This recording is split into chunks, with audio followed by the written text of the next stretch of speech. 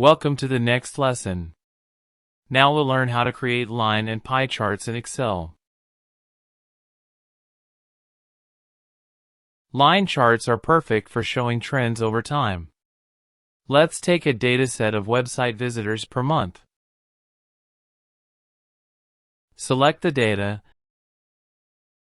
go to Insert, choose Line Chart, and pick Line with Markers. You'll see the trend of visitors clearly across months.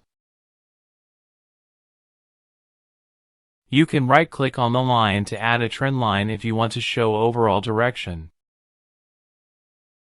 Adjust axis bounds and grid lines from the Format Axis panel for a clean look. Next, let's create a pie chart. Use data where values represent parts of a total, such as traffic sources or product shares. Select the data and insert a 2D pie chart. To emphasize a specific slice, click and drag it outward. This is called exploding a slice. You can add data labels with both category names and percentages. Remember, pie charts work best with up to 6 categories. If you have more, use a bar chart instead. That's how easy it is to make line and pie charts.